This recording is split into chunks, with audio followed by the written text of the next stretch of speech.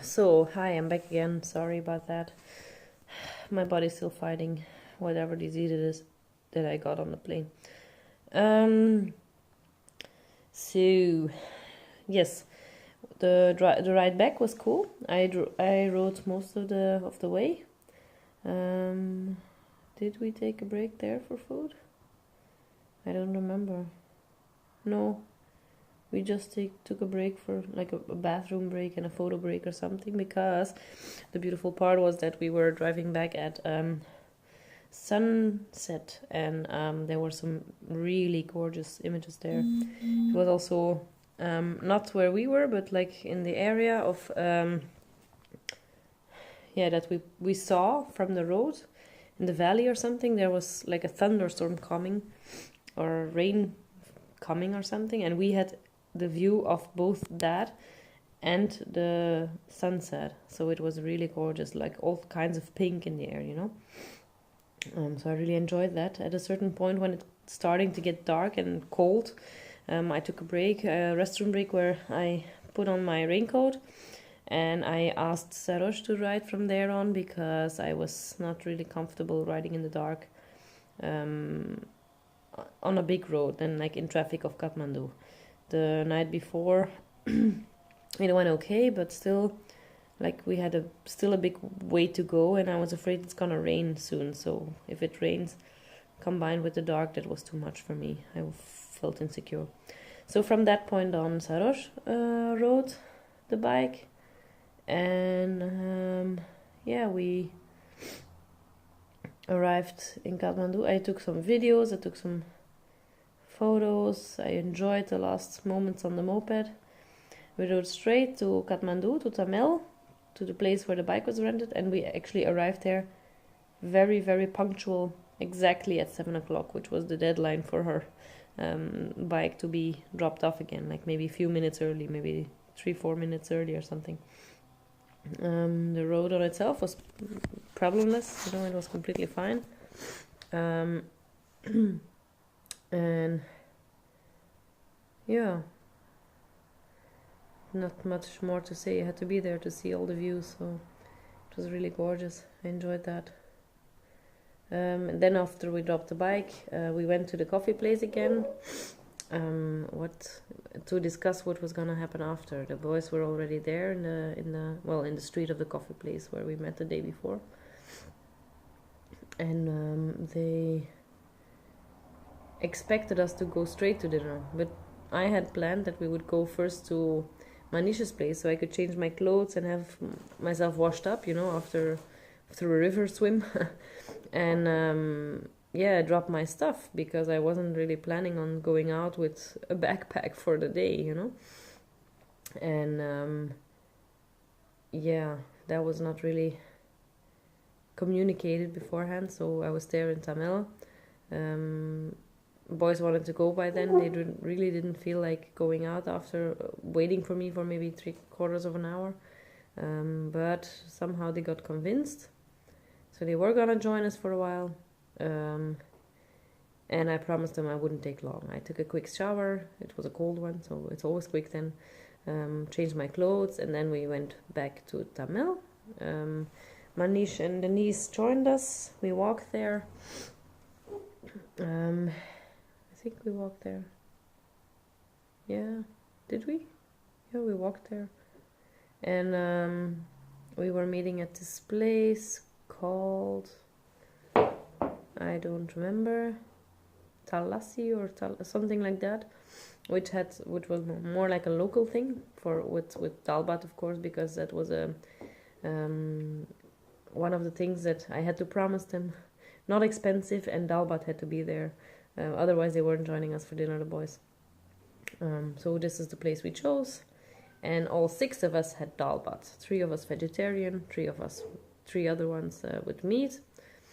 And this is the time that I, for the first time, ate with my hands in Nepal. I used to do it in Senegal, so I know how to. Well, apparently I forgot a bit because they made fun of my style, but. Sarosh took me to Manisha's place by motorcycle, by the way, which is which was a fancy one, the one from Ajay's nephew or brother, cousin it is, yeah. He had a fancy motorcycle. It wasn't really like a moped, it's a cute little thing, but it looked like more a sports model, which felt like it as well. It had a little more power. But yeah, that's a different thing. Then Manish's place I told you about, talked to the guys for a while. Then we all went out, first the 6 of us. Like I said, dal bats, eating with fingers. They taught me the style, how they do it, you know. They mix everything with the rice. They pour a little bit of the dal on it. They pour a little bit of the spices and whatever in the same mixture. Then they mix it a little bit with their hands. And then there's this technique of, I'm going to try to show it, like making a spoon of your fingers and pushing with your thumb your food in your mouth, which is the part that I forgot. I was just used to like do like this, you know. I just take my food and put it in my mouth, like push it in, you know, which is the way we ate in Senegal. But apparently the Nepali style is a little bit more sophisticated, and they had to teach it to me after making fun of me. But it worked out all right. So yeah, they made videos of me, photos. Then, after eating, what did we do? Yeah, we wanted to go to Tom and Jerry's to play some pool, but that was not really the thing the boys were feeling. When so Sarosh and both his friends, they wanted to go to Purple Haze Straight, which is this rock club that I was at my birthday as well, where they had live concerts. There weren't that many people yet, but there was a band playing and it was nice. And we had a table outside first, upstairs, where it was a little bit more peaceful, where we talked, where we joked, where yeah, they of course continued talking in Nepali about me, which I ignored, but thank God my friend Manish was there, because in the end of the evening, he told me some stuff they told me, which was a bit confronting for me. But yeah, so be it. That's what happens when they think you're not listening. Yeah, and then we wanted to dance a little bit, so we went on the dance floor. I actually wanted to dance with Sarosh one time, but like he had good rhythms, so I was gonna dance with him on like a rock ballad or something. But then they started playing like more funky, upbeat numbers, and we went and just regular danced. And then they were feeling they had to leave, which they did. We said goodbye to all of them, and me, Denise, and Manish stayed for a few more songs, but then also left after drinking maybe 1 or 2 more things. Rum Coke, of course, Wimmeke.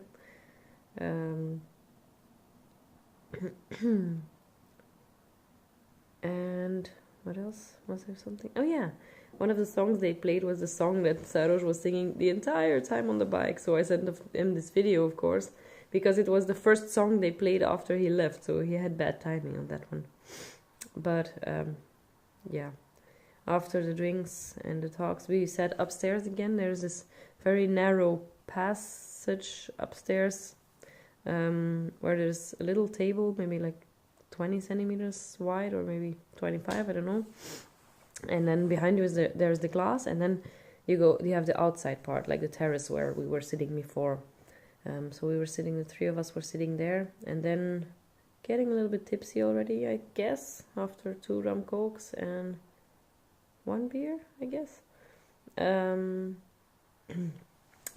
We decided to go to the next place, which was not Tom and Jerry's, or no, we did not do Tom and Jerry's that evening, because after you go to Purple Haze, it's not like the place where you go, you know, you don't go play pool.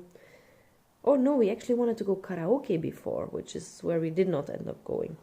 Tom and Jerry's, I don't think we went there, did we?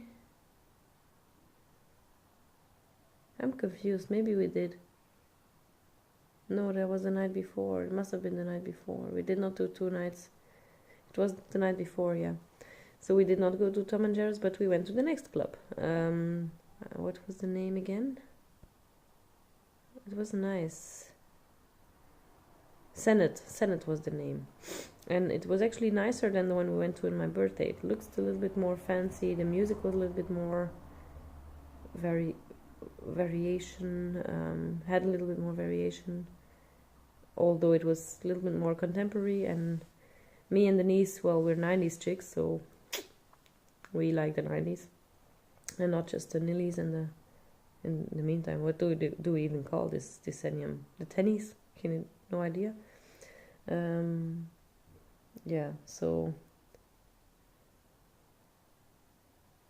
we danced for a while. I had one more cocktail, after which I don't know. I was very sleepy at that point. I hadn't had that much sleep the 3 nights before. It was enough, but not in that much that I felt well rested, let's call it that, and then combined with some alcohol, yeah, you feel these kind of things. So we decided to go back, and Manish went for his burger, I guess, again, and then we went for a taxi. Yeah, we got one.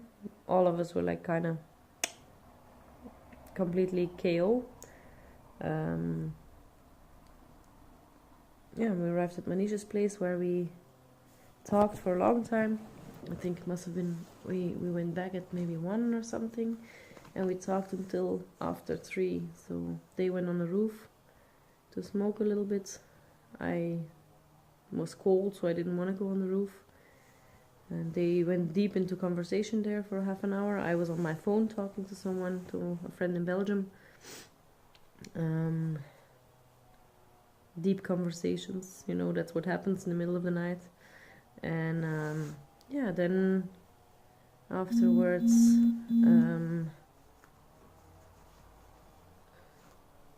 I went to sleep. I felt tired, so when they came down I was like, hey, okay guys, I'm tired now, I'm gonna go to sleep. So I didn't really talk with them after that. And then in my bed, for some reason, I kept on talking on my phone, well, over WhatsApp though, not phone call, but half an hour later Denise also came in, also went to sleep, and she was like, oh, you're still awake, which was actually also a surprise to me, because I was almost, I think I must have been almost comatose, did you say that? Like in a coma by then. Yeah, but then I went to sleep at 3:30, I think, for until the next morning, because that was my last day. And the next morning, I have no idea what time I woke up. I did not put an alarm, of course. I do remember. I woke up really late at 12 o'clock. And I made this appointment for getting a tattoo before, at 1. And the day before, I still wasn't sure if I want to do it or not. So eventually, I cancelled it. But I didn't do it in the evening, because it was such a crazy evening, so I forgot. And then at 12 o'clock, I was completely shocked that I was awake only at 12. So the first thing I did when I woke up was texting this guy from the tattoo place to apologize for the late answer and for my decision, informing him that I decided not to get one, because I'm still not convinced. It has to be right. When you get something permanently inked on your body, it has to be the right thing for you, and I wasn't convinced that this one is the right one for me. Although it's very beautiful. But yeah, I think it's for the best. I wouldn't have felt comfortable. I would have felt maybe regretted it afterwards. So yeah. After that, I just helped out at Manish's place for a little while. Oh no, we had breakfast first. We went for breakfast to this, we had 2 options. Breakfast at 12 o'clock. The French bakery, which we checked out first, which didn't have like anything apart from a little bit pre-baked croissants and everything in town. It's just the same place that I went on my birthday, but a different location of the same brand. French, and they did not have any kitchen, I guess, because they didn't even have an egg to boil. So then we went to this place where we had lunch the 2 days before or something, and I had breakfast there. Did I? Yeah, egg and toast. I got there with Manish. Then we went back. We worked for a couple of hours. I think maybe 4 or 4:35, something like that. By that time, Denise got hungry as well. She didn't join us for breakfast. She had her own breakfast, so I think it must have been about 5. By that time, she also started to get hungry again after working, and she tends to get hangry apparently. So we decided to go there again for dinner / lunch. Let's call it dinner. And in this time, Maria, my Italian friend that I met, the Italian friend that I met at the free walking tour, with whom her and Kike, we met in Bukhara as well, and then actually they planned to come as well the night before, but Kike got sick, and he couldn't make it. Well, they couldn't make it. She was staying there to take care of him. He could not eat and drink anything. He was dehydrated and feeling sick and everything, so she took care of him. I gave him some telephone advice, and then afterwards their insurance apparently covers a doctor as well, so the doctor came by and gave him some meds as well. So he was starting to get better that day, my last day, and Maria wanted to come say goodbye, which was so sweet of her.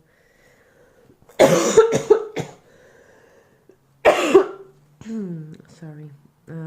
Yeah, so she wanted to come say goodbye, and hadn't eaten anything that day, so she walked all the way from Tamil to this place where we were sitting and joined us for food, and talks, of course. Denise already went back before Maria came.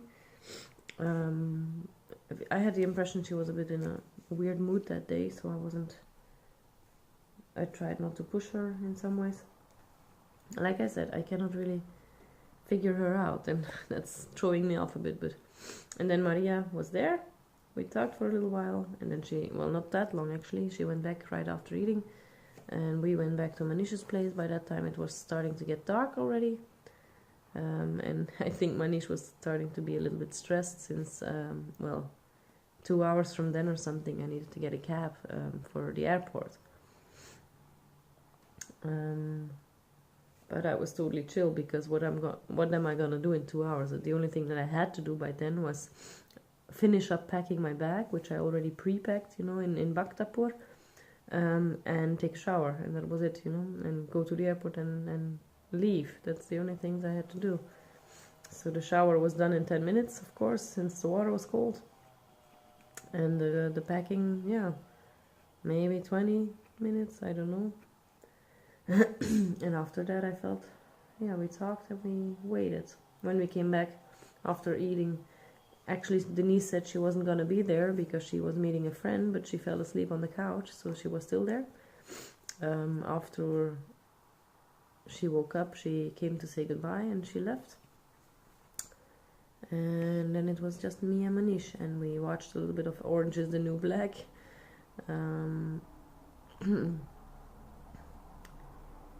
And then it was time to go look for a cab.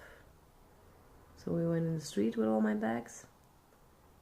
The entire family of dogs was still out there watching me. And Manish went to look for a cab because there was none standing in front of the building. Usually there are a few, but at that time of day apparently not. So he went around to look for one. He decided not to come to the airport. And that means that's where we said goodbye. It was a quick and, pain-free goodbye, let's call it, because you know when it goes that quickly, you don't really realize that it's happening. And I sent a message to Saroj that I was going to the airport because he was going to meet me there. He lives not that far away, to say his goodbyes. So I enjoyed the last views of Kathmandu in the taxi. Had some dust to smell for the last time. And arrived at the airport, and even before I knew what happened, we were not even properly parked there, and my door already was open, and there was Sarosh. He got my messages, because when I left he didn't get them, so I did not know if he got them at all. So apparently he did, and he was there at the right time. So he helped me out of the car, took my bag, talked to me, brought another one of the cute little Nepali scarves. He did the same thing on my birthday. The birthday one was white, this one was orange. And I saw a bunch of other Nepali people with also orange scarves. Apparently it means safe flight. So that was cute. We hugged goodbye, and then I went through the gate. And, well, there's not through the gate, I mean through the entrance. And the system there is you can only enter when you really have to be there. So the people say goodbye outside. Usually with us it's like inside, and you can even accompany them to the check-in desk, but that wasn't possible, so I had to show them my ticket at the door. So I was standing there, and this guy was like this, I think, army guy. He was joking when he saw my ticket. I think this flight is cancelled for tonight, and he started laughing, and I was having this panic attack, you know. And because he started laughing, I was like, oh, you're joking. Okay, that's fine. So I went in. Oh my god, now the drama comes. I went in the airport to the check-in desk, and there they said the exactly same thing to me. It was like, this flight has been cancelled for 2 weeks. I did not get notice. I checked my emails afterwards. I did not get notice. So I stood there, and they were suggesting, I wasn't the only one, there was a couple behind me who had the same problem, and they said, oh, we're gonna transfer you to the hotel now, and your next flight will be tomorrow morning. That means you will be in Dubai in the afternoon, and your next flight to Belgium will be on Sunday morning. Which is, I was gonna be like traveling for 48 hours before arriving at my own house with this one. And I had a wedding plan on Saturday evening, which was the day after, which I had to miss because of them not communicating with me. That reminds me, I have to write a complaint to them. I have to complain to them. Complaining letter, what is it?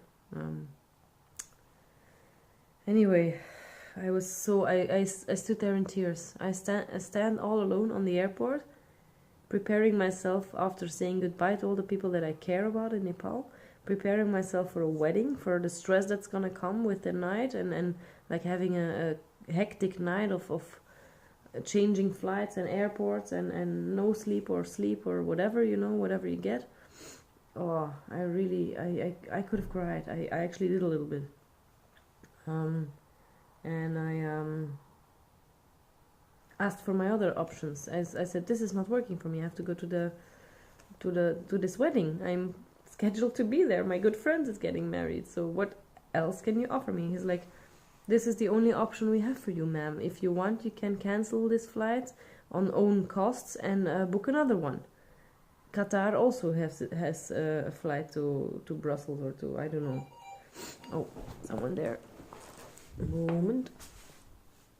I will get back to you afterwards. Bye.